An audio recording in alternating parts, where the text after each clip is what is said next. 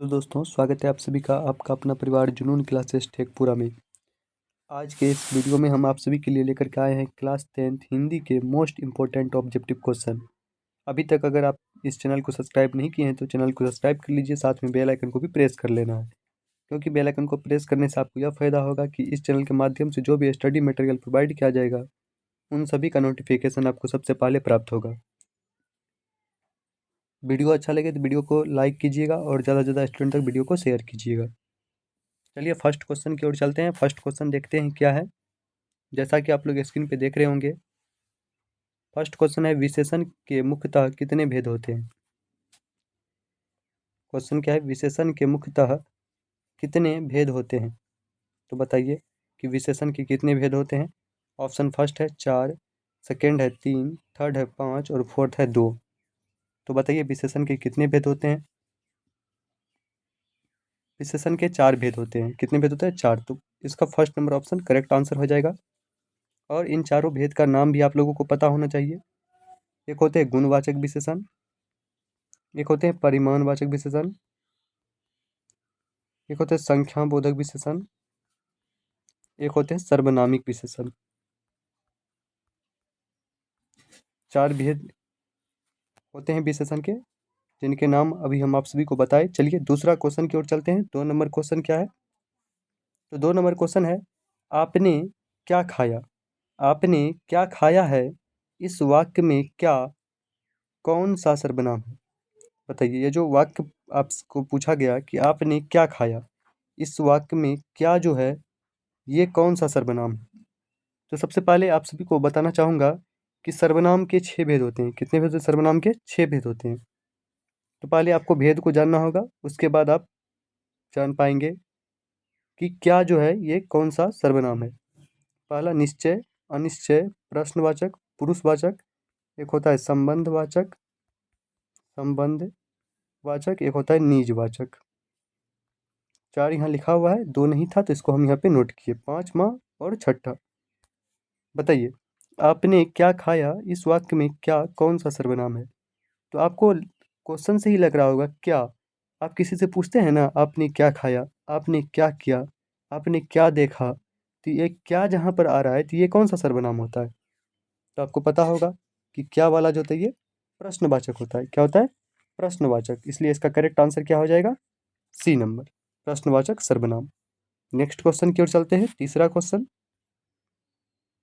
तीसरा क्वेश्चन दिया गया है, भविष्यत काल के कितने प्रकार हैं। बताइए, भविष्यत काल के कितने प्रकार हैं। आप सभी को इसका करेक्ट आंसर बताना है कि 3 नंबर क्वेश्चन जो है भविष्यत काल, इनके कितने प्रकार होते हैं। बताइए करेक्ट आंसर क्या हो जाएगा। ऑप्शन है 4, 3, 2, 5। तो बताइए करेक्ट आंसर क्या हो जाएगा। तो भविष्यत काल के 3 प्रकार होते हैं, तो दूसरा नंबर ऑप्शन जो है ये करेक्ट हो जाएगा। नेक्स्ट क्वेश्चन की ओर चलते हैं। नेक्स्ट क्वेश्चन है चौथा क्वेश्चन, बुढ़ापे में इंसान बिल्कुल बच्चा बन जाता है। बुढ़ापे में इंसान बिल्कुल बच्चा बन जाता है, इस वाक्य में बुढ़ापे कौन सी संज्ञा है। तो संज्ञा आप जानते ही होंगे कि किसी व्यक्ति, वस्तु, स्थान या भाव के नाम को संज्ञा कहते हैं। किसी भी चीज का नाम हो उसे क्या कहते हैं? संज्ञा कहते हैं। Name of anything. इसके 5 भेद होते हैं, जातिवाचक, भाववाचक, व्यक्तिवाचक, समूहवाचक, एक होते हैं द्रव्यवाचक। द्रव्यवाचक। तो आपसे पूछा गया है कि बुढ़ापे में इंसान बिल्कुल बच्चा बन जाता है, इस वाक्य में बुढ़ापे कौन सी संज्ञा है। तो बुढ़ापे, अच्छाई, मिठास, ये सब जितना भी है ये भाव है। क्या है? भाव। ये किस कौन सा संज्ञा हो जाएगा? भाववाचक संज्ञा हो जाएगा। सी नंबर इसका करेक्ट आंसर हो जाएगा।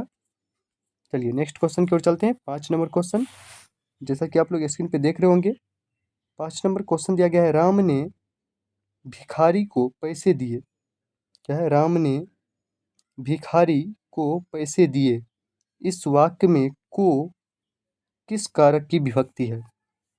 बताइए करेक्ट आंसर बताना आप सभी को। राम ने भिखारी को पैसे दिए, इस वाक्य में को किस कारक की विभक्ति है। बताइए करेक्ट आंसर क्या हो जाएगा। कर्म कारक, संप्रदान कारक, संबंध कारक, करण कारक।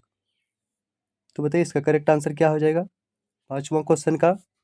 तो इसका करेक्ट आंसर हो जाएगा 5 नंबर क्वेश्चन का बी। क्या हो जाएगा? बी। नेक्स्ट क्वेश्चन की ओर चलते हैं। संप्रदान इसका करेक्ट आंसर हो जाएगा। नेक्स्ट क्वेश्चन है 6ठा क्वेश्चन, लोह पुरुष में कौन सा समास है? बताइए लोह पुरुष में कौन सा समास है? करेक्ट आंसर आप सभी को बताना है कि लोह पुरुष में कौन सा समास है। इसका करेक्ट आंसर बताइए क्या हो जाएगा।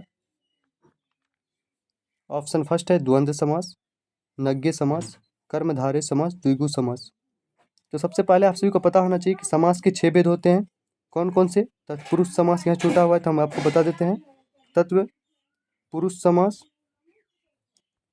एक और छूटा हुआ है बहुब्रीहि समास, बहुब्रीहि समास। एक और होता है अव्ययी भाव समास, अव्ययी भाव समास।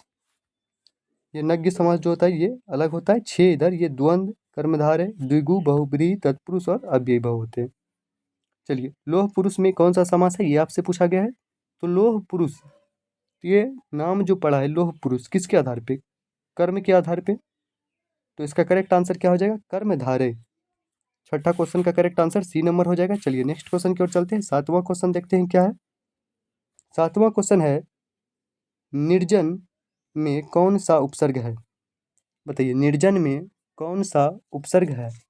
आप सभी को इसका करेक्ट आंसर बताना है कि निर्जन में कौन सा उपसर्ग है। नी, निर, नी, निर। तो उपसर्ग पूछा गया है। आप सभी को पता होगा कि उपसर्ग जो होता है ये पहले लगता है किसी भी शब्दांश के और प्रत्यय किसी भी शब्दांश के अंत में लगता है। तो बताइए इसका करेक्ट आंसर क्या हो जाएगा। तो इसका करेक्ट आंसर हो जाएगा नी। क्या हो जाएगा? निर, निर्जन। तो निर इसमें करेक्ट आंसर हो जाएगा बी नंबर। नेक्स्ट क्वेश्चन की ओर चलते हैं। नेक्स्ट क्वेश्चन क्या है? नेक्स्ट क्वेश्चन 8 नंबर क्वेश्चन है, निम्नलिखित शब्दों में कौन सा शुद्ध शब्द शुद्ध है? बताइए 4 शब्द दिए गए हैं आपके सामने, इनमें से बताना आपको शुद्ध कौन सा है। सोनित, शोनित, शोनित, सोनित। बताइए चारों सोनित ही लिखा है लेकिन बताना आपको करेक्ट सोनित कहाँ लिखा है। तो आप सभी को पता है कि करेक्ट क्या हो जाएगा इसका आंसर। तो इसका करेक्ट आंसर सी नंबर हो जाएगा, तीसरा ऑप्शन। नेक्स्ट क्वेश्चन की ओर चले। नेक्स्ट क्वेश्चन दिया है, यदि ए के बाद कोई भिन्न स्वर आए तो ए किस में परिवर्तित हो जाता है? बताइए यदि ए के बाद कोई भिन्न स्वर आए तो ए किस में परिवर्तित हो जाता है? आय में, आई में, अब में, अव में। बताइए किस में परिवर्तित हो जाता है। इसका करेक्ट आंसर आप सभी को बताना है। 9 नंबर क्वेश्चन का करेक्ट आंसर क्या हो जाएगा। तो इसका करेक्ट आंसर क्या हो जाएगा बताइए करेक्ट आंसर। तो इसका करेक्ट आंसर बी नंबर हो जाएगा। किसमें? आई में। किसमें परिवर्तित हो जाता है? आई में परिवर्तित हो जाता है। यहाँ कुछ मिस्टेक है जैसा कि आप लोग देख रहे हैं ऑप्शन में। फिर से हम इसको ऑप्शन को बता देते हैं। फर्स्ट ऑप्शन में लिखा है आई, दूसरा में लिखा है आई, तो ये वाला करेक्ट हो जाएगा बी नंबर। नेक्स्ट क्वेश्चन की ओर चलते हैं। 10 नंबर क्वेश्चन, निम्नलिखित वाक्यों में कौन सा वाक्य शुद्ध है? बताइए 4 वाक्य दिए गए हैं आप सभी के ऑप्शन में, इनमें से 3 वाक्य अशुद्ध है और 1 वाक्य जो है शुद्ध है। तो आप सभी को बताना है कि इनमें करेक्ट कौन सा होगा। ऑप्शन फर्स्ट है, आपके दर्शन कब होंगे, मैंने यह काम करा है, प्यार से होठ सॉरी प्यास से होठ सूख रहा था, मेरी बात सुनो। तो बताइए करेक्ट आंसर क्या हो जाएगा। 10 नंबर क्वेश्चन का करेक्ट आंसर आप सभी को बताना है कि इसका करेक्ट आंसर कौन सा हो जाएगा। तो बताइए करेक्ट आंसर क्या हो जाएगा 10 नंबर का, कौन सा वाक्य शुद्ध है। तो इसका करेक्ट आंसर हो जाएगा ए नंबर, आपके दर्शन कब होंगे। नेक्स्ट क्वेश्चन की ओर चलते हैं। 11 नंबर क्वेश्चन है, हाथ साफ करना मुहावरे का सही अर्थ क्या है? बताइए हाथ साफ करना मुहावरे का सही अर्थ क्या है? हाथ धोना, सफाई करना, चोरी करना, गंदगी फैलाना। बताइए करेक्ट आंसर क्या हो जाएगा। हाथ साफ करना मुहावरे का करेक्ट आंसर। तो 11 नंबर क्वेश्चन का करेक्ट आंसर हो जाएगा चोरी करना। नेक्स्ट क्वेश्चन 12 नंबर क्वेश्चन है, जैसा कि आप लोग स्क्रीन पे देख ही रहे होंगे। क्वेश्चन है, निम्नलिखित शब्दों में कौन सा शब्द शुद्ध है। 4 ऑप्शन आप सभी के सामने दिया गया है, जिनमें से 3 ऑप्शन जो है ये रॉन्ग ऑप्शन है, वर्ड है, और एक प्योर वर्ड है। तो आप सभी को बताना है कौन सा प्योर है, शुद्ध शब्द कौन सा है। सभी में हितैषी लिखा गया है, तो बताइए हितैषी सही किस में लिखा गया है। 4 ऑप्शन है आपके सामने, तो बताइए करेक्ट आंसर क्या हो जाएगा। तो इसका करेक्ट आंसर 3 नंबर ऑप्शन हो जाएगा, हितैषी। नेक्स्ट क्वेश्चन की ओर चले। नेक्स्ट क्वेश्चन 13 नंबर क्वेश्चन है, अंतिम में कौन सा प्रत्यय है। बताइए अंतिम में कौन सा प्रत्यय है। करेक्ट आंसर बताना आप सभी को।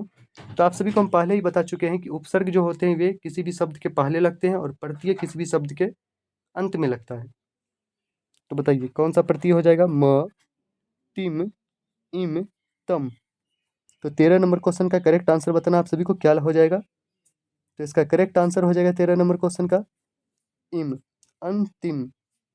तो इम हो जाएगा। नेक्स्ट क्वेश्चन की ओर चले। 14 नंबर क्वेश्चन है, अष्टाध्यायी में कौन सा समास है। बताइए अष्टाध्यायी में कौन सा समास है। तो आपको बता दिए, ऑप्शन दिया गया है, द्विगु, अव्ययीभाव, बहुब्रीहि, नाग्य। तो अगर कोई भी समास के पहले संख्या लगा हो, जैसे नवग्रह, चौराहा, पंचवटी, चौवन्नी, मतलब किसी भी समास के आगे में अगर संख्या लगा हो तो ये क्या हो जाएगा, द्विगु समास। तो इसका करेक्ट आंसर क्या हो जाएगा, द्विगु। अष्ट अध्याय, तो इसका करेक्ट आंसर ए नंबर हो जाएगा। नेक्स्ट क्वेश्चन की ओर चले। तो बताइए नेक्स्ट क्वेश्चन क्या है। नेक्स्ट क्वेश्चन की ओर चलते हैं। तो नेक्स्ट क्वेश्चन 15 नंबर क्वेश्चन है, भारत में बेरोजगारी का एक प्रमुख हुआ प्रत्यक्ष कारण क्या है। बताइए भारत में बेरोजगारी का एक प्रमुख हुआ प्रत्यक्ष कारण क्या है। तो करेक्ट आंसर आप सभी को बताना है। 15 नंबर का करेक्ट आंसर क्या हो जाएगा। सती प्रथा, जाति प्रथा, दहेज प्रथा, जाति प्रथा, बाल विवाह प्रथा। इन चारों में से कौन सी प्रथा ऐसी है जो भारत में बेरोजगारी का एक प्रमुख हुआ प्रत्यक्ष कारण है। तो इसका करेक्ट आंसर हो जाएगा जाति प्रथा। सी नंबर ऑप्शन इसका करेक्ट हो जाएगा। नेक्स्ट क्वेश्चन की ओर चलते हैं। 16 नंबर क्वेश्चन है, पेड़ पर कमरा किसकी रचना है। बताइए पेड़ पर कमरा किसकी रचना है। करेक्ट आंसर बताना आप सभी को। इसका करेक्ट आंसर क्या हो जाएगा, पेड़ पर कमरा किसकी रचना है। फर्स्ट ऑप्शन है Vinod Kumar Shukla, second Ashok Vajpeyi, third Amarkant, fourth Yatindra Mishra. तो बताइए करेक्ट आंसर क्या हो जाएगा, पेड़ पर कमरा किसकी रचना है। तो करेक्ट आंसर आप सभी को बताना है। इसका करेक्ट आंसर बताइए क्या हो जाएगा। ऑप्शन को आप लोग देख चुके हैं। ऑप्शन में से आपको मेजर करना है कि कौन सा ऑप्शन करेक्ट होगा। तो इसका करेक्ट आंसर हो जाएगा ए नंबर, विनोद कुमार शुक्ल। विनोद कुमार शुक्ल द्वारा लिखित पेड़ पर कमरा। नेक्स्ट क्वेश्चन 17 नंबर क्वेश्चन है, बी आर नारायण ने किस कहानी का अनुवाद किया है। बताइए बी आर नारायण ने किस कहानी का अनुवाद किया है। तो करेक्ट आंसर बताइए किस कहानी का अनुवाद किया है। ढाते विश्वास, दही वाली मगम्मा, नगर माँ। तो 17 नंबर क्वेश्चन जो है इसका करेक्ट आंसर बताइए क्या हो जाएगा। ढाते विश्वास बी आर नारायण ने किस कहानी का अनुवाद किया। तो इसका करेक्ट आंसर हो जाएगा बी नंबर, दही वाली मगम्मा। अगर आपसे पूछा जाए दही वाली मगम्मा कहानी के लेखक कौन है, तो इसका करेक्ट आंसर आप सभी को ऑप्शन करेक्ट क्या हो जाएगा ये कमेंट बॉक्स में लगाना। होमवर्क का क्वेश्चन है और कमेंट बॉक्स में आप लोग इसका आंसर जरूर दीजिएगा। चलिए नेक्स्ट क्वेश्चन की ओर चलते हैं। 18 नंबर क्वेश्चन, कवियत्री अनामिका का जन्म कब हुआ। बताइए 18 नंबर क्वेश्चन है, इसका करेक्ट आंसर आप सभी को बताना है। कवियत्री अनामिका का जन्म कब हुआ। ऑप्शन फर्स्ट है 1961 ईस्वी, सेकेंड 1962, थर्ड 1963 और फोर्थ 1965। इन चारों में से करेक्ट आंसर क्या होगा ये आप सभी को बताना है। बताइए कवियत्री अनामिका का जन्म कब हुआ। तो 18 नंबर क्वेश्चन का करेक्ट आंसर हो जाएगा ए नंबर, 1961 ईस्वी में। नेक्स्ट क्वेश्चन की ओर चलते हैं। 19 नंबर क्वेश्चन, धनानंद की भाषा क्या है। बताइए धनानंद की भाषा क्या है। फर्स्ट ऑप्शन अवधी, सेकेंड ब्रजभाषी, थर्ड प्राकृत और फोर्थ पाली। तो बताना आप सभी को करेक्ट आंसर क्या होगा, धनानंद की भाषा क्या है। तो धनानंद की जो भाषा है यह है ब्रज भाषा। बी नंबर इसका करेक्ट आंसर हो जाएगा। चलिए नेक्स्ट क्वेश्चन। एक क्वेश्चन मेरे मन में आ रहा है कि आपसे अगर पूछा जाए कभी, भगवान बुद्ध नाम सुने होंगे, जिसे गौतम बुद्ध भी कहा जाता है, ये जो अपने उपदेश दिया करते थे, ये किस भाषा में देते थे। इसका करेक्ट आंसर आप सभी को कमेंट बॉक्स में बताना है। अगर आप वीडियो अच्छा लग रहा हो तो वीडियो को लाइक कीजिएगा और ज़्यादा से ज़्यादा स्टूडेंट तक वीडियो को शेयर भी कीजिएगा। चलिए नेक्स्ट क्वेश्चन की ओर चलते हैं। नेक्स्ट क्वेश्चन क्या है, 20 नंबर क्वेश्चन है, किसके अनुसार सेनों ने सिद्धांतों को भी बदल दिया। आपने कहानी पढ़ा होगा विष के दांत, इसके लेखक कौन है, नलिन बिलोचन शर्मा। तो इसमें आपने सैन साहब के बारे में पढ़ा होगा। तो किसके अनुसार सैनों ने सिद्धांत को भी बदल दिया, बेटियों के अनुसार, खोखा के अनुसार, मदन के अनुसार, गिरधर के अनुसार। तो बताइए 20 नंबर क्वेश्चन का करेक्ट आंसर क्या हो जाएगा। तो इसका करेक्ट आंसर हो जाएगा खोखा के अनुसार। खोखा कौन था, सैन साहब का बेटा था। नेक्स्ट क्वेश्चन 21 नंबर क्वेश्चन है, दारिस नामक सोने के सिक्कों से भरा घड़ा किसे मिला था। दारिस नामक सोने के सिक्कों से भरा घड़ा किसे मिला। करेक्ट आंसर बताना आप सभी को क्या हो जाएगा इसका करेक्ट आंसर। हेकल, हकर्स, वारेन हेस्टिंग, विलियम जॉन्स। 21 का करेक्ट आंसर बताइए क्या हो जाएगा। तो इसका करेक्ट आंसर हो जाएगा Warren Hastings. Next question 22 number question है, ढाते विश्वास किस भाषा में से अनुदित है। बताइए ढाते विश्वास किस भाषा से अनुदित है।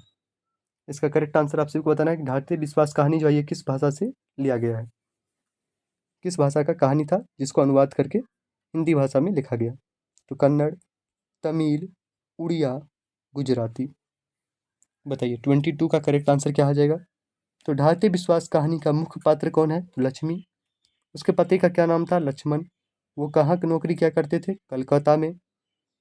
चलिए इसका करेक्ट आंसर क्या हो जाएगा, किस भाषा से लिया गया है, तो उड़िया, क्योंकि इसमें उड़ीसा के जनजीवन के बारे में दर्शाया गया है कि उड़ीसा किस प्रकार बाढ़ से ग्रसित राज्य है। नेक्स्ट क्वेश्चन 23 नंबर, दूर चट्टानों की ठंडी गोद में किस कवि की पंक्ति है। दूर चट्टानों की ठंडी गोद में किस कवि की पंक्ति है। जीवनानंद दास, अनामिका, सुमित्रा नंदन पंत, रेनर मारिया रिल्के। बताइए 23 नंबर का करेक्ट आंसर आप सभी को बताना है, क्या हो जाएगा इसका करेक्ट आंसर। तो 23 का करेक्ट आंसर हो जाएगा सुमित्रा नंदन पंत।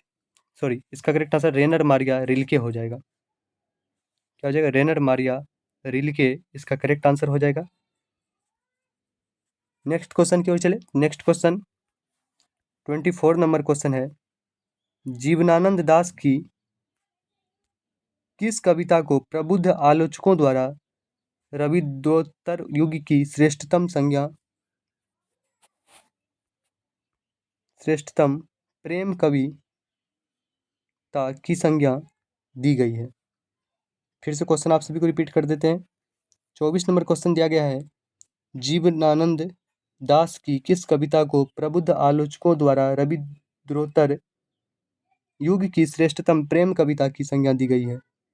मन विहंगम, वनिता सेन, रूपसी बंगला, जरा पालक। तो बताइए कौन सा करेक्ट आंसर हो जाएगा। 24 का करेक्ट आंसर आप सभी को बताना है। तो इसका करेक्ट आंसर बी नंबर हो जाएगा, Vanita Sen. Next question 25 number है, आध्यात्मिक शिक्षा से गांधी जी का क्या अभिप्राय है। आध्यात्मिक शिक्षा से गांधी जी का क्या अभिप्राय है। ऑप्शन फर्स्ट, पुस्तक की शिक्षा, सेकेंड, यंत्रों की शिक्षा, थर्ड, बुद्धि की शिक्षा, फोर्थ, हृदय की शिक्षा। तो करेक्ट आंसर बताइए क्या हो जाएगा, आध्यात्मिक शिक्षा से गांधी जी का क्या अभिप्राय है। तो गांधी जी का जो अभिप्राय है आध्यात्मिक शिक्षा से, ये क्या है, तो ये है हृदय की शिक्षा। डी नंबर इसका करेक्ट आंसर हो जाएगा। नेक्स्ट क्वेश्चन की ओर चलते हैं। 26 नंबर क्वेश्चन है, आविन्यो में 19 दिनों के प्रवास के दौरान लेखक ने कितने गद्य की रचना की। आविन्यो में 19 दिनों के प्रवास के दौरान लेखक ने कितने गद्य की रचना की। करेक्ट आंसर बताइए क्या हो जाएगा 26 नंबर क्वेश्चन का। 27, 28, 29, 30। तो करेक्ट आंसर क्या हो जाएगा इनका? तो इसका करेक्ट आंसर हो जाएगा 27, 27। नेक्स्ट क्वेश्चन 27 नंबर क्वेश्चन है, धरती कब तक घूमेगी किस भाषा से अनुदित कहानी है? बताइए करेक्ट आंसर। 27 का करेक्ट आंसर आप सभी को बताना है, धरती कब तक घूमेगी किस भाषा से अनुदित कहानी है? उड़िया, गुजराती, राजस्थानी, कन्नड़। एक क्वेश्चन आप सभी के लिए होमवर्क के लिए, धरती कब तक घूमेगी कहानी किस लेखक के द्वारा लिखित है? तो लेखक का नाम आप सभी को बताना है। इसके मुख्य पात्र सीता है और इसे अपने ही घर में घुटन महसूस हो रही थी। क्यों? ये आप सब लॉन्ग टाइप में भी पढ़ेंगे, क्योंकि इनके बेटे जो थे उन्होंने इन्हें 50 रुपये माहवारी खर्च देने का फैसला लिया था। चलिए इसका करेक्ट आंसर क्या आ जाएगा, धरती कब तक घूमेगी किस भाषा से अनुदित कहानी है? तो इसका करेक्ट आंसर सी नंबर हो जाएगा, राजस्थानी। कौन सी भाषा से? राजस्थानी। नेक्स्ट क्वेश्चन 28 नंबर, पापाती को कौन सा रोग था? बताइए पापाती को कौन सा रोग था? इसका करेक्ट आंसर आप सभी को बताना है। 28 नंबर क्वेश्चन का करेक्ट आंसर बताइए क्या हो जाएगा, पापाती को कौन सा रोग था? टिटनेस, हेजा, कैंसर, मेनिंजाइटिस। बताइए 28 का करेक्ट आंसर क्या हो जाएगा, पापाती को कौन सा रोग था? तो इसका करेक्ट आंसर हो जाएगा मेनिंजाइटिस, ये मस्तिष्क रोग होता है।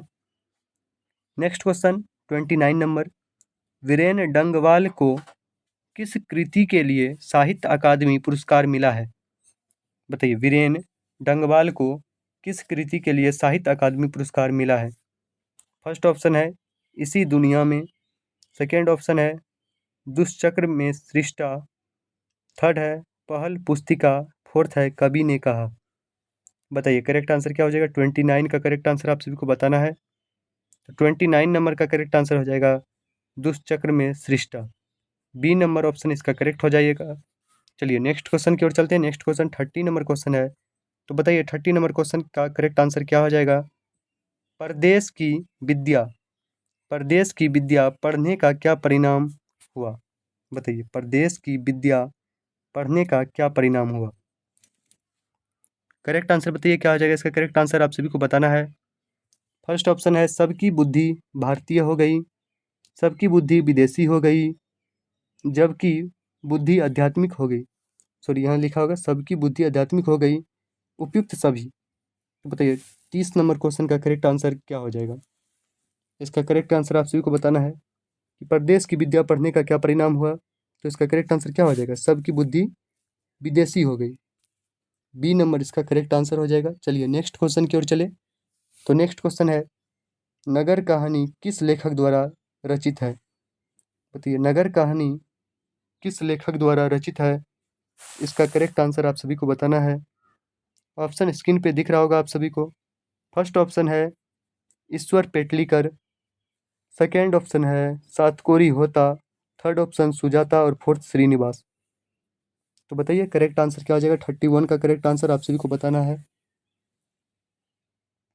नगर कहानी किस लेखक द्वारा रचित है? तो इसका करेक्ट आंसर हो जाएगा सुजाता, सी नंबर। क्या हो जाएगा, सुजाता। नेक्स्ट क्वेश्चन की ओर चलते हैं 32 नंबर क्वेश्चन, लेखक के अनुसार मनुष्य के नाखून किसके जीवंत प्रतीक है?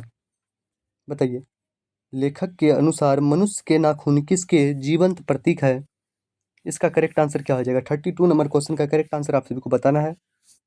मनुष्य के, मनुष्यता के, सभ्यता के, पाशवी वृत्ति के, सौंदर्य के। बताइए लेखक के अनुसार मनुष्य के नाखून जो है ये किसके जीवंत प्रतीक है? तो इसका करेक्ट आंसर क्या हो जाएगा, पाशवी वृत्ति के। किसके? पाशवी वृत्ति के। मनुष्य को पहले, जब मनुष्य जंगल में रहा करते थे तो उस समय नाखून का उपयोग हथियार के रूप में क्या करता था, जानवरों को पकड़ने में, जानवरों को फाड़ने में, खाने में। लेकिन जब जैसे जैसे डेवलपमेंट होते गया, मनुष्य अपने आप को विकास की ओर बढ़ाते गया, वैसे ही मनुष्य ने नाखून का उपयोग कम होते गया। आज आप नाखून को बार बार काटते हैं, फिर वह बढ़ जाता है। ये किसका प्रतीक है? मनुष्य को यह प्रकृति द्वारा याद दिलाया जा रहा है कि पहले के समय में तुम्हारे पास नख था, तो आज भी है, जिसका उपयोग तुम्हें था। ये पास भी वृत्ति मतलब पिछले बातों को याद दिलाया जा रहा है। नेक्स्ट क्वेश्चन 33 नंबर है, हजारी प्रसाद द्विवेदी का जन्म कब हुआ? बताइए, 33 नंबर क्वेश्चन है, हजारी प्रसाद द्विवेदी का जन्म कब हुआ? फर्स्ट ऑप्शन है 1907 ईस्वी, सेकेंड है 1906 ईस्वी, थर्ड है 1905 ईस्वी और फोर्थ है 1904 ईस्वी। बताइए, 33 नंबर क्वेश्चन का करेक्ट आंसर आप सभी को बताना है, क्या हो जाएगा? हजारी प्रसाद द्विवेदी का जन्म कब हुआ? तो इसका करेक्ट आंसर हो जाएगा ए नंबर, 1907 ईस्वी में। नेक्स्ट क्वेश्चन है, रही राम किसकी रचना है? बताइए, रही राम किसकी रचना है? इसका करेक्ट आंसर आप सभी को बताना है। बताइए, क्या हो जाएगा करेक्ट आंसर? रही राम किसकी रचना है? ऑप्शन फर्स्ट गुरु Govind Singh, second Guru Nanak, third Nanak Dev, fourth Dhanananda. तो बताइए 34 का करेक्ट आंसर क्या हो जाएगा? 34 नंबर क्वेश्चन का करेक्ट आंसर आप सभी को बताना है, क्या होगा? तो रही राम किसकी रचना है? तो रही राम जो है ये गुरु नानक की रचना है।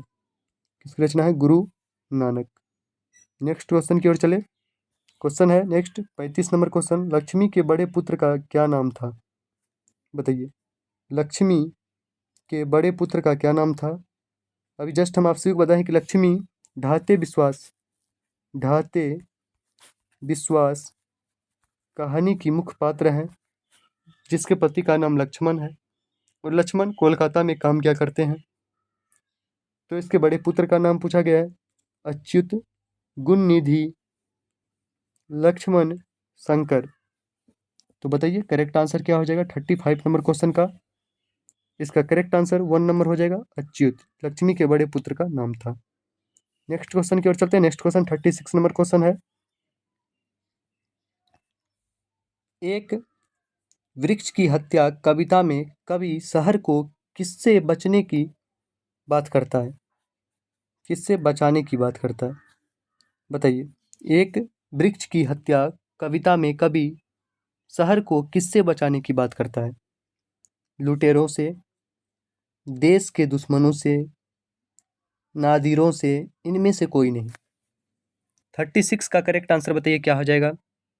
एक वृक्ष की हत्या कविता में कवि शहर को किससे बचाने की बात करता है? तो करेक्ट आंसर हो जाएगा नादिरों से।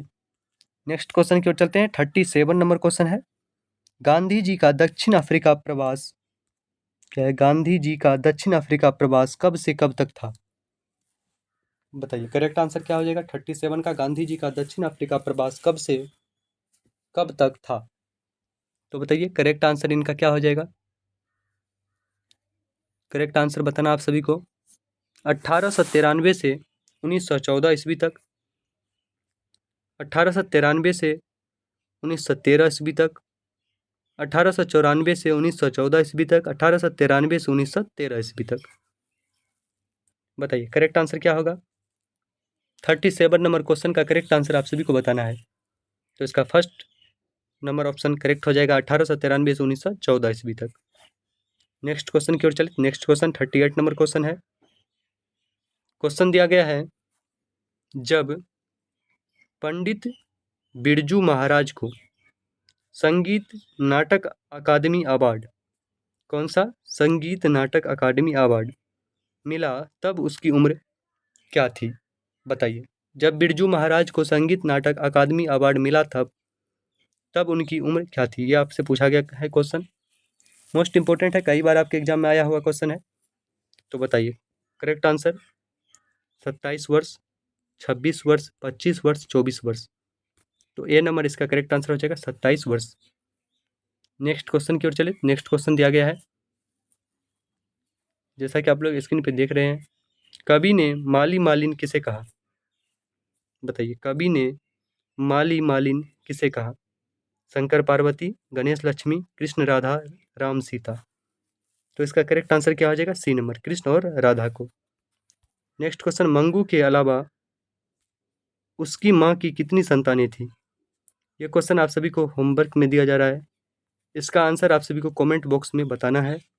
और जो क्वेश्चन आपको होमवर्क में दिया जाता है इसका आंसर आप लोग कमेंट बॉक्स में ज़रूर लगाएं, क्योंकि कमेंट बॉक्स में आंसर लगाने से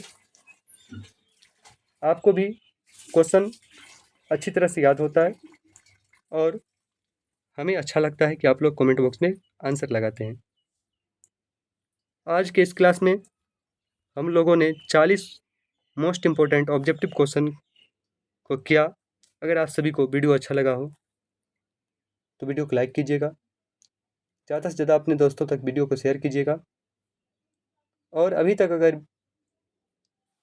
इस चैनल को सब्सक्राइब नहीं किए हैं तो चैनल को सब्सक्राइब कर लीजिएगा, साथ में बेल आइकन को भी प्रेस कर लीजिएगा, क्योंकि बेल आइकन को प्रेस करने से यह आपको फ़ायदा होगा कि हमारे चैनल के माध्यम से जो भी स्टडी मटेरियल प्रोवाइड किया जाएगा उन सभी का नोटिफिकेशन आपको सबसे पहले प्राप्त होगा और आप अपनी पढ़ाई को लगातार जारी रख पाएंगे और आपकी तैयारी पूरा दमदार होगा।